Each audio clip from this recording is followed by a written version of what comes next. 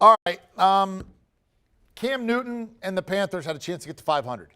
Cam Newton has now lost 10 straight games as starting quarterback with the Panthers. He's 5 for 21 today for 92 yards, no passing touchdowns, and 2 picks. They benched him.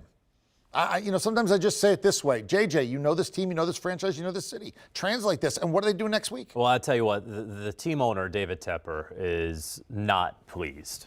He took over this team 4 seasons ago, buying it for more than $2 billion, cold hard cash. I don't need any minority partners. It's just going to be me.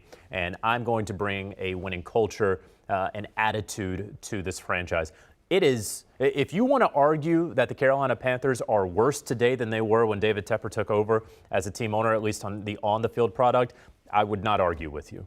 This is a team that is barreling towards their 4th consecutive losing season under that owner. And I'm talking about the owner, not that everything falls on him. I'm not trying to make him the fulcrum of this, but instead he wants a quarterback because he knows that you can only win with a quality quarterback. They jettisoned Cam Newton a couple of years ago because, listen, we're just going to get a clean slate. They signed Teddy Bridgewater to a 3-year deal. And after 1 year, David Tepper, even before the first year with Teddy Bridgewater was up, he's like, okay, I'm done with him. Doesn't matter. Let's get rid of him. And so they try to get Matthew Stafford. Doesn't work. Try to get Deshaun Watson. Doesn't work. And so then they settle for trading for Sam Darnold. That clearly does not work. And they bring Cam Newton back to great fanfare. And here, now 2+ weeks into that, they are already benching him. And Cam didn't look good. The offensive line didn't look good. It wasn't just Cam Newton. The headline out of this for the Carolina Panthers is obviously going to be that Cam Newton, the franchise's all-time great quarterback, the guy they just signed to a deal that is going to pay him at minimum $4.5 million, got benched just as he's getting started with the team.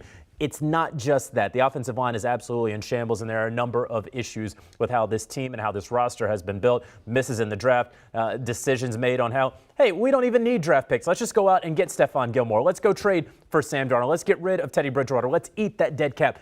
Any number of decisions, we are now starting to see all of those start to accumulate.